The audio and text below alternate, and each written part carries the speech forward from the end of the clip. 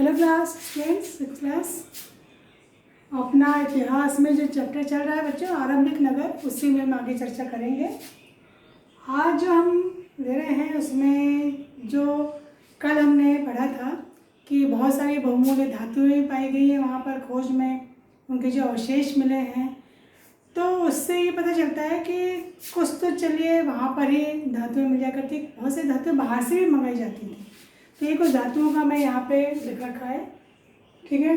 तांबा, ये राजस्थान से भी आता था और एशियाई देश, पश्चिमी देश एक है ओमान, तो ऐसे कुछ उदाहरण मिले हैं। कुछ ऐसी खोज से पता चला है कि यहाँ से भी तांबा मंगाया जाता था। फिर तांबा और ये सब मिलाते के टिन जो है, टिन भी एक धातु थी, इसका इस्तेमाल होता था। ये टिन आता था ईरान, अफ़गानिस्तान, ये भी सारे जो है वो भारत से व्यापार इस दिशा में जाते हैं, पश्चिमी दिशा में, पाकिस्तान से आगे। तो ये सारे देश, तो बोला हमारा व्यापार सोचो कहाँ कहाँ तक फैला हुआ था। मतलब दूर दूर से, अरब से, यहाँ से हमारे यहाँ व्यापारी आते थे, ठीक है।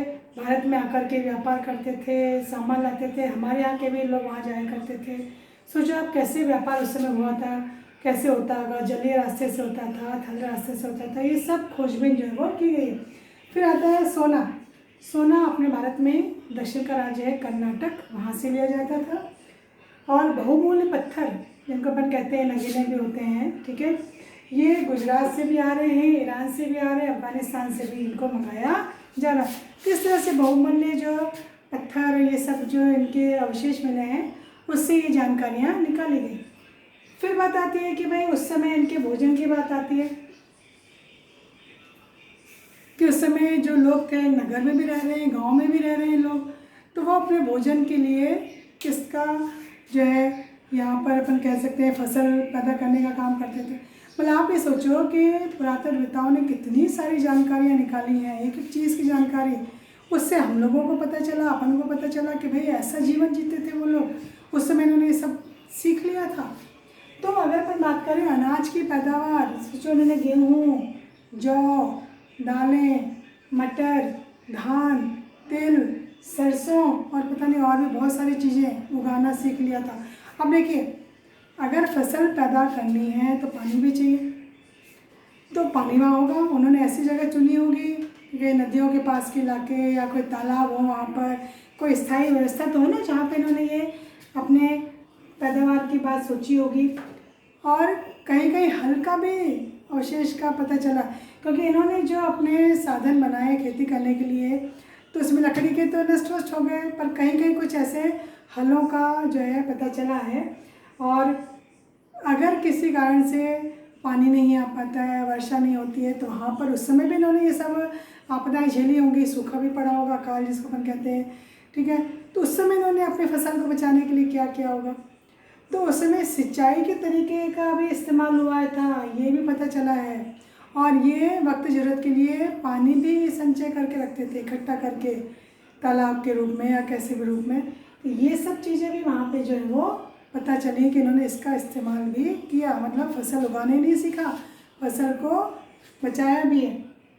फिर इन्होंने जानवरों को, पशुपालक थे, पशुओं को पाला, गाय है, भैंस है, भेड़ है, बकरियां हैं, हिरण है, ये सब शाकाहारी जीवों को इन्होंने पाला, क्योंकि इससे इनको बहुत सारी चीज़ें मिल रही थी, तो इन्होंने इनको पाला। और वहाँ पशु अगर आप पालते हो तो पशु को भी तो चारा चाहिए, ठीक है, पानी भी चाहिए।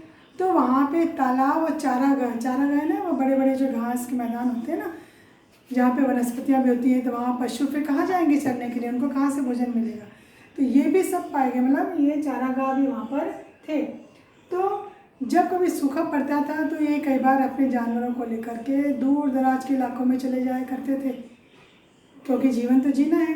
वहाँ पे पानी ख़त्म, नदियाँ सूख गई, वर्षा नहीं हुई, तालाब सूख गए, तो ये एक दिन में तो होता नहीं है, धीरे धीरे धीरे जब बिल्कुल स्थिति खराब हो गई, तब इन्होंने दूर दूर के इलाकों में जा कर के और फिर अपने जीवन यापन के लिए फिर दूसरे तरीके भी अपनाए।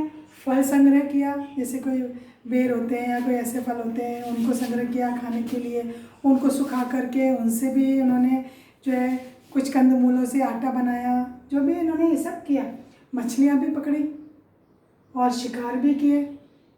तो जीवन यापन के लिए इन्होंने सब तरह से यहाँ पर किए। अब बात आती है कि क्या कुछ ऐसे क्षेत्र मिले हैं, कुछ अवशेष नगरों के मिले हैं।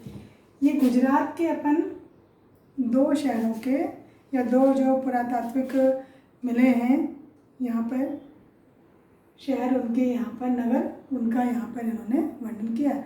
तो गुजरात में हड़प्पा कालीन है, जब हड़प्पा नगर की खोज हुई थी तो उस समय जो भी और अन्य शहरों में पता चला था खुदाई में, तो उसमें एक नगर का नाम आता है कच्छ में।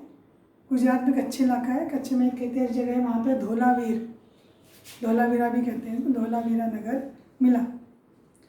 वो नगर जो है बहुत ही मतलब कहना चाहिए, वहाँ की जो इन्होंने चीज़ें देखी, वहाँ उपजाऊ ज़मीन, पानी भी खूब, बहुत ज़्यादा वहाँ पे इनको वहाँ पर पुरातत्ववेत्ताओं को पता चला बहुत सारी नई बातों का कि ज़मीन भी वहाँ की बहुत उपजाऊ थी, तो खेती होती थी, लोग करते होंगे, पशु भी पालते होंगे, क्योंकि जो उपजाऊ ज़मीन है तो फसलें भी खूब होती होंगी, तो जानवरों के लिए भी इनको जो है इजीली सब चीज़ें मिल जाती होंगी। तो उस समय जो नगरों को अलग अलग हिस्से में बांटा जाता है, जैसे अपने पिछले अध्याय में चर्चा की थी कि नगरों के 2 हिस्से हैं, एक ऊंचा पर छोटा, वो हो गया दुर्ग वाला इलाका जो ऊंचाई पर होता है, और एक निचला इलाका और बहुत बड़े क्षेत्र में ये नगरीय इलाके कहलाते हैं। जैसे आज पहले भी मैंने आपको बताया था, जैसे आज भी अपन वर्तमान में बात करें, शहरों में ऊंचे ऊंचे दुर्ग होते हैं, किले होते हैं, वो बहुत ऊंचाई पे होते हैं, कहीं कहीं तो शहर से दिख जाती है ऊंची पहाड़ी पे वो बना हुआ है, किला बना हुआ है या दुर्ग बना हुआ है, तो वो ऊंचाई पे होते थे, वहाँ से पूरे शहर को देखा जा सकता था। तो शासकों ने इन्होंने अपने लिए वहाँ पर ऐसी जगह बनवाई थी जहाँ से वो अपने पूरे शहर को जो है देखते थे। और शहर जो होता था वो निचले इलाके में बसा होता था, बहुत बड़े एरिया में जो है वो बसा। तो ये जो धोलावीरा नगर है ये 3 हिस्सों में जो है यहाँ पर मिला है, कि 3 हिस्सों में इसको बांटा गया था। और इन 3 हिस्सों में अगर जाना है तो उन तीनों हिस्सों में ऊंची ऊंची दीवारें, बहुत ऊंची ऊंची पत्थरों की दीवारें, और इसके जो गेट थे, प्रवेश द्वार थे, ये भी बहुत बड़े बड़े। और जब आप अंदर जाते हैं तो अंदर बड़े बड़े खुले मैदान। अब खुले मैदान क्या हो सकता है, वहाँ पे कोई सार्वजनिक रूप से लोग इकट्ठे होते हों, गांव के लोग कोई सभाएं करते हों, कोई सार्वजनिक वहाँ कार्यक्रम होते हों, तो ये वहाँ पर जो है इस तरह से बनावट वहाँ पर मिली है। फिर यहाँ पे जो एक अनोखी चीज़ मिली है, अभिलेख, जो लिखावट की होती है ना, चीज़ लिपि होती है, एक अनोखा अभिलेख मिला है कि लोग शिलालेखों में, पत्थरों में तो लिपि खुदवाते ही हैं, ठीक है। यहाँ पे जो अभिलेख हैं काफ़ी बड़े मिले हैं, और इसमें ऊपर से लकड़ी का जैसे कोई एक फ्रेम कर दिया गया हो, तो ऐसे वहाँ पे लिपि जो है खुदाई में मिली, जो अन्य कहीं ऐसे नहीं मिली। ये यहाँ पे एक स्पेशल इसकी विशेषता देखी गई। तो ये वहाँ पर जो है इस तरह से वहाँ लोगों का रहन सहन, तो पुरातत्ववेत्ताओं ने ये सारी चीज़ों की एक एक करके जानकारी ली। खिलौने भी अगर मिले हैं तो खिलौने कैसे हैं, कुछ तो देखिए इतने सालों में टूट फूट जाते हैं, नष्ट हो जाते हैं, तो भी कहीं के प्रमाण मिले, लकड़ी के कोई खिलौना मिला है, कहीं मिट्टी के बर्तन मिले हैं, मिट्टी के बर्तनों में भी कुछ इन्होंने विशेष कलाकारी की है, जैसे भी हो, तो ये सब चीज़ें वहाँ पर मिली हैं। तो ऐसे ही एक नगर और मिला, लोथल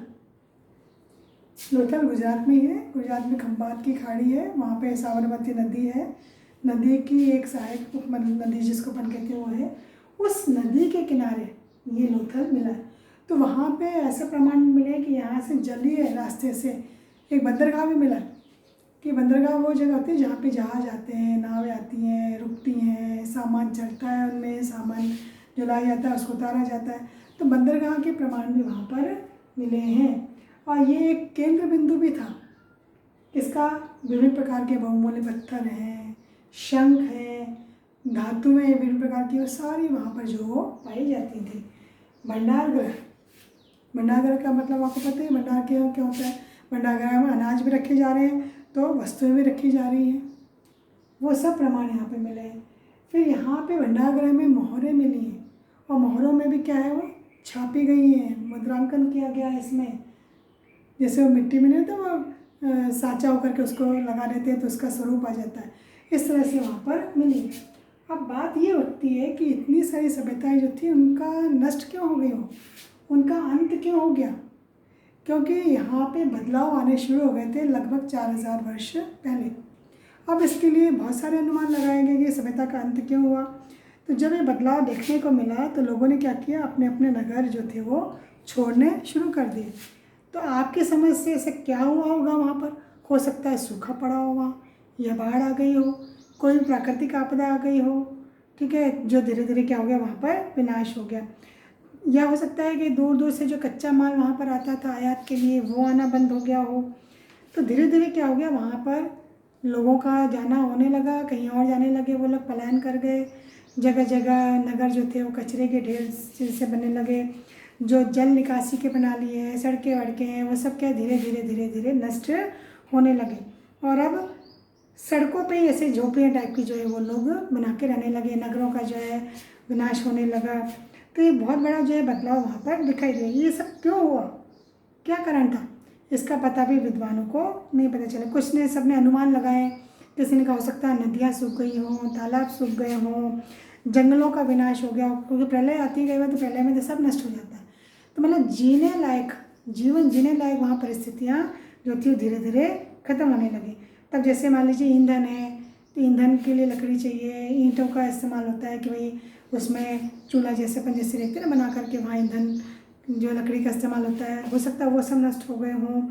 फिर मवेशी जो हैं, अब अगर मान लीजिए प्रलय आती है या कोई सूखा वूखा पड़ता है तो जानवर भी मर जाते हैं, तो बिना मवेशियों के भी इनका जीवन जीना जो था वो असंभव हो गया था।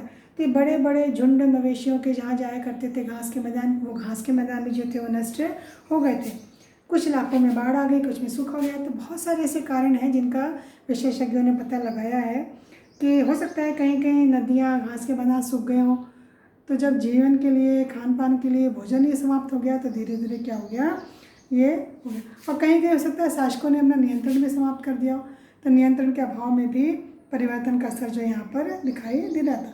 और कुछ लोग क्या है दूसरी जगह चले गए, जैसे कहते हैं ना भाई पलायन कर जाते हैं दूसरी जगह, उनको जीवन जीने की परिस्थितियाँ, तो कहीं कहीं वो पाकिस्तान की तरफ चले गए या कहीं आसपास के जो इलाके वहाँ पर वो चले गए।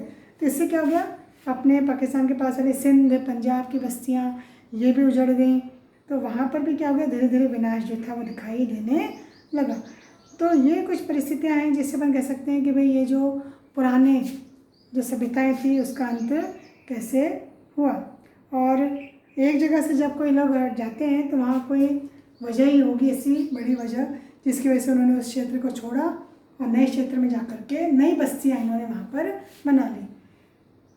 तो ये एक अनुमान ही लगाया जा सकता है कि उस समय क्या हुआ होगा कि जो एक पूरी सभ्यता का अंत हो गया और एक नई सभ्यता की शुरुआत हुई। तो एक बदलाव जो पर्यावरण की वजह से, प्राकृतिक रूप से दिखाई दिया, उसका असर वहाँ के लोगों पर पड़ा और उन्होंने वहाँ से उससे छोड़ करके नई जो है अपनी स्थिति को बना लिया। तो यहाँ पर ये सभ्यता का अंत माना जाता है। तो आज हमने आरंभिक नगरों के बारे में पढ़ा, उनकी कुछ धातुओं के बारे में, उनके जीवन के बारे में, और कुछ शहरों के बारे में, और अंत में सभ्यता का अंत कैसे हुआ।